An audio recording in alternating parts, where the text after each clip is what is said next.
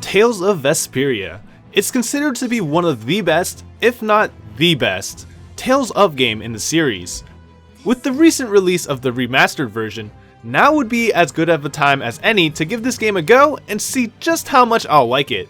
No matter how well rated a game is, I always go into each game with the same mindset. Don't listen to what anyone else says, and just try to enjoy the game as I learn the battle mechanics and explore the world. But after playing the first few minutes, I was already liking the cel shading aesthetics of Vesperia.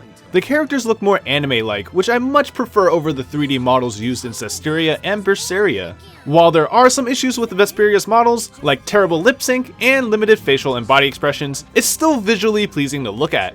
And it's not just the characters either. The world of Vesperia is pleasant to explore. Every place I traveled to was unique and fresh. The art style brings out the essence of the environments and sets the mood fittingly. There is tension inside the Colosseum-like necropolis of nostalgia. There is tranquility in the woods. And it's spooky aboard the empty haunted ship sailing through the Sea of Fog. Actually, not every place was great, because I hated the Labyrinth of Memories. That place is a colorless and dull maze with different sections of the world clumped together by magic portals and invisible collision. Just plain excruciating to get through. Unlike the vibrant world, the story isn't as colorful, but these are the kind of stories that appeal to me. An empire rules a part of the world, and early on, it's apparent that its officials and nobles don't really care about the people beneath them, with some even taking advantage of its citizens and getting away with it to boot. Our hero Yuri and his friend Flynn both have the same goal of making the world a better place for everyone to live in, but each work toward that goal in a different way. Flynn, hoping to change the empire from within, joins the Knights. Meanwhile, Yuri takes things into his own hands. This causes a strife between the two characters, one that I hope to have seen deepened and revisited later. I should have been prepared to be disappointed though, because this theme wasn't explored in as much depth as I had hoped. Instead, the focus changed to saving the world, and while Yuri's actions are still brought up, they held very little weight in the grand scheme of things. That said, Vesperia still had other themes and conflicts I was interested in, but I couldn't help but feel like I was left hanging. But it seems you don't yet understand the full weight of your choices. Even though the overarching story wasn't exactly what I had hoped for, the cast of characters worked well together to keep me invested in the game.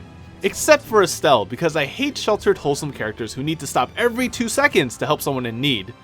You have other things you need to get done, girl. Forget about that guy. Is the guild going to be sent running here and there by another one of this girl's whims? The most appealing aspect of the cast is that they actually don't get along that well in the beginning. That is, outside of the first 3 playable characters, Yuri, Estelle, and Carol. Wow, Captain. If I didn't know you were just goofing around, I'd swear you were really scared. Rita is someone who only cares about Blastias, and also likes to pick on Carol, which, despite being child abuse, makes for some funny scenes in the game. I'm really not a bad person, I swear. Raven starts off on the wrong foot as well with the rest of the cast, since he decided to troll the group, causing everyone to not trust him. Judith has a pretty elusive personality, and it can be hard to tell when she's telling the truth or lying. It was clear that she was keeping her distance from everyone. But as their journey continues, they learn to accept, and most importantly of all, understand each other's point of view. This helps them grow as characters and makes their relationship that much more believable and likable. Combine this with all the additional skits and side quests found during gameplay, the game develops these characters exceptionally well, and I grew to like them all, except Estelle. Well, I liked her more at the end of the game than at the beginning at least. And since we're kinda on the topic of gameplay, let's just shift to that. It's your typical Tales of gameplay, but with an overworld for traveling instead of individually connected maps like in Vesperia or Berseria. I'll go into more detail on specific gameplay elements later, but I want to point out that Vesperia has a ton of missables. It's a game that's packed tight full of content, and some of those are time-sensitive side quests or scenes which are required for important items and rewards. I wanted my first playthrough to be blind, so needless to say, I probably missed every single one of these. I also don't want to spend time doing another playthrough, so unfortunately, I'll just have to be disgusted by my save file every time I look at it. One frequent thing I noticed is the amount of times members leave and rejoin the party, and getting the notification for it. Every time. If I had a nickel for every one of these messages that appeared, I could probably buy myself lunch. This isn't something that affected my experience, but did the game really think I had to be notified each time Yuri separated and rejoined with his party? I think Bandai should give me a little more credit than that. Well, moving on to more important matters, combat gameplay. Like the rest of the gameplay, it's your pretty standard Tales of combat, but it's the system that feels the most dated. Characters will run on a linear line with the option to free run around the field with L2. Free run felt the most natural in terms of movements. The regular linear movement isn't a problem when in semi-auto, which auto tracks the facing direction and movement of attacks towards an enemy. But when running with manual, the feel of it didn't work as well as I would have liked since the PS4 analog sticks aren't gated. This caused a couple of problems for me, such as when it would register a walk instead of a run, or use the wrong directional attack. Other than that, unique to Vesperia is the Fatal Strike system, which I am not impressed by. They can take a long time to trigger, and when they do, the enemy is almost dead, so the skill kind of becomes pointless. They're more useful in boss battles since they don't instantly die to them, but there's only so much of them. Overall, the combat system didn't feel like it did anything well, but it wasn't bad either. After experiencing Vesperia's combat system, which felt very natural, I believe Bandai is heading in the right direction with their combat improvements. That said, I know how intricate Vesperia's combat system is, and I can see why people would prefer Vesperia's combat system. All the cancels and little techniques used to take full advantage of the combat system isn't what I look for when it comes to combat in Tales games. If I wanted to spend time getting better at a game, I'd get my butt handed to me in a fighting game like Street Fighter V or Tekken 7. I wouldn't spend it on getting better at Vesperia. That's not to say there's anything wrong with those who are interested and are actually good at the game. It's actually very impressive and fun to watch some of the combo videos people pull off.